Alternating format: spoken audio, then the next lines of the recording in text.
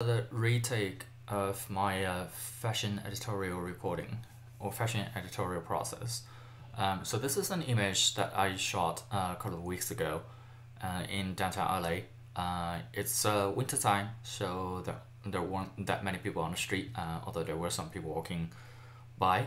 And this was taken roughly around I think 2:30 or 3 p.m. in the afternoon. So that's the kind of basic situation of this. So first of all, this is not a very close-up shot, but then again, you can see the details of the face fairly well. So what I'm going to do first is just to apply frequency separation. And if you have questions regarding how to put together a frequency separation process together, there are tutorials online and there are actions that you can download to apply this entire process. It is going to make you editing process a lot easier, so you don't have to build up the process every single time. But here we go. So the first step is basically just to kind of remove these obvious spots and stuff. And a lot of this takes a lot of discretion on the photographer, on the retoucher, in terms of like what to remove and what to maintain. And it's down to personal discretion because there aren't any set rules. So for example, this image, you don't necessarily want to remove everything so that the skin looks fake, but at the same time, you want to remove certain distractions from the face so that the skin will look more polished in a way. And for the first step, I'm basically just removing some weird shadows and just to make sure that the skin looks, like I said, a little bit polished. If you understand frequency separation, it's a 3-step or 2-step. It depends on like whose action that you've downloaded and which particular methodology you follow. But here I'm just gonna use the 3-step process, and like I said, I'm not gonna over edit certain things so that it looks fake. And I'm zooming this in because you can see like this is not kind of changing the face or applying a new face on the model. Basically, my kind of philosophy is just to respect what the model naturally has, because the models are beautiful themselves as they are. And what I'm doing just basically enhancing what they present or what they bring to the image. And this won't take too long. And this is the third process, or the third step, which is basically just removing the irregularities in the skin. And this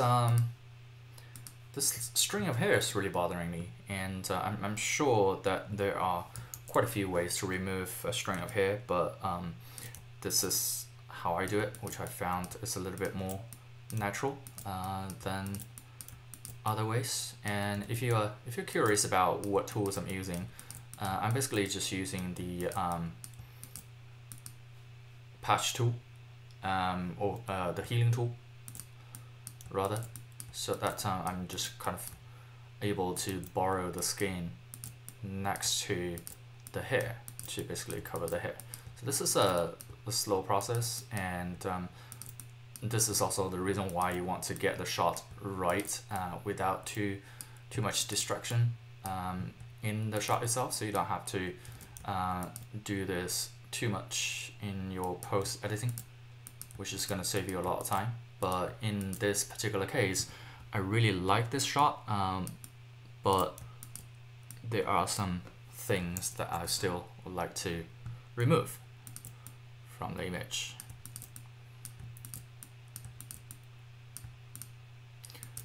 And I'm zooming in onto almost like a pixel level, so you can see like things are already pixelated. And this is good in a way that you can easily figure out what you've done right And again, this is probably a longer process than what most people expected, but in this particular case, it's just it's necessary. And you can jump or fast forward to the next step if you feel like that you've got the gist of this process. Sometimes when you know done something that doesn't look natural, you can just, I'm sure you know, you can just reverse that process. So there we go. That's this string of hair almost gone. Just fixing some small stuff, and then we should be good.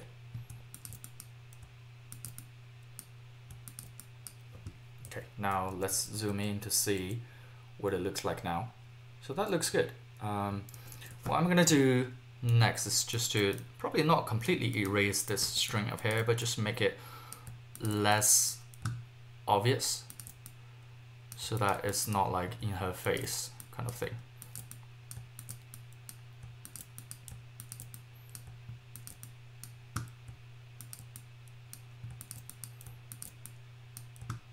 Okay, so I'm happy with how that string of hair is looking right now.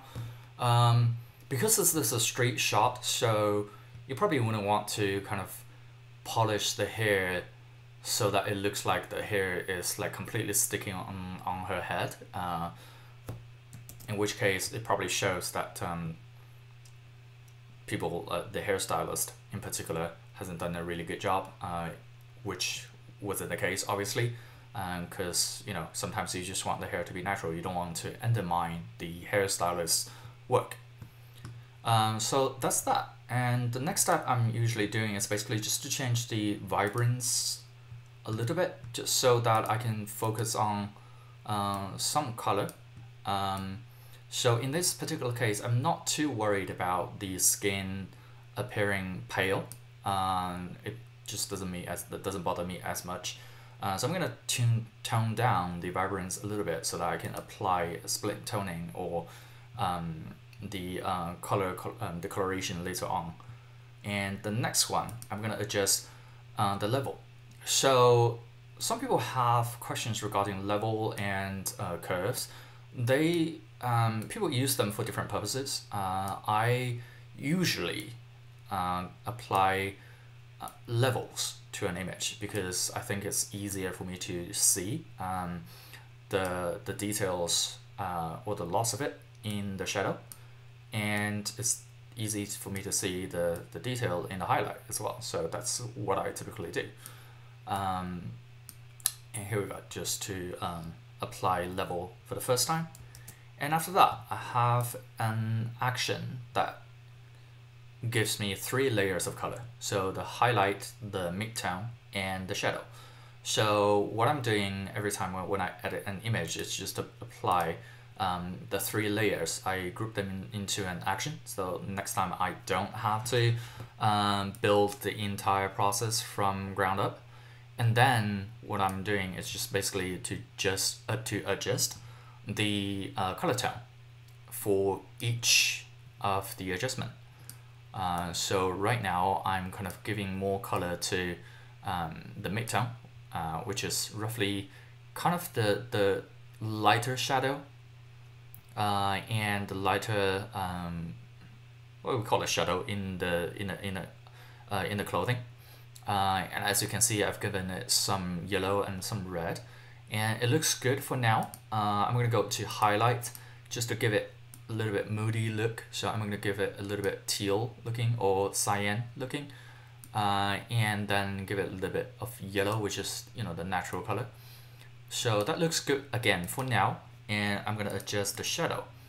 So for the shadow, what I usually do is, because I was applying the red and yellow in the midtone, so to some extent I want to bring back the red in the shadow a little bit. So I give it a little bit cyan, and then I give it a little bit blue, so that it has that dramatic feel, and maybe just a little bit green. Let's see what that looks like. Okay, so that's that looks good. for now. And I don't think this image is moody enough, so I'm going to adjust the highlight once more. So I'm going to give it a little bit more cyan, just so that we have that twilight kind of look. Maybe a little bit magenta. And then adjust the midtone. I'm happy with the midtone, so playing with the shadow again, give it a little bit more cyan and see what that looks like. Because the majority of this image is pretty reddish pink, and it's very sharp pink, so we want to kind of balance the image a little bit more, so the image doesn't look like that something's gone terribly wrong. Okay, so I'm good with the entire presentation or the coloration of the image for now. Let's just see the before and after. So this was the before, and this was the after, and that looks satisfactory to me, so I'm gonna leave it at that. And the next thing I typically do is to apply another layer of level, and this and the reason for the two different layers of level is because I want to make sure that the coloration hasn't changed my previous layer of level.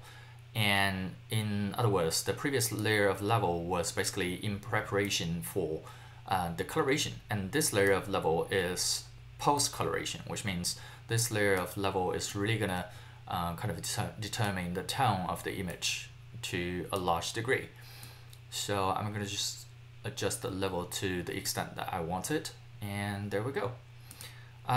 So right now I'm seeing, if you zoom close in on the hair, I see some greenish color here, which I don't typically like. So what I'm going to do is just to turn on hue and saturation and go to the green channel, and probably just change the tone a little bit towards, move it towards the blue side, and tone down the saturation so it's not too apparent that we got some very green shade here. So there we go. So it looks more normal rather than like there's a pretty sharp green line shining on her, which isn't the fact that we wanted to achieve. And the next thing is, let's see, I'll typically adjust the eye to see if there's anything I can bring back. In this particular case, I'm gonna just create a dodge layer, and after that I'm gonna see if I can paint back any of the colors or details to see if we can bring back the shyness of the eye.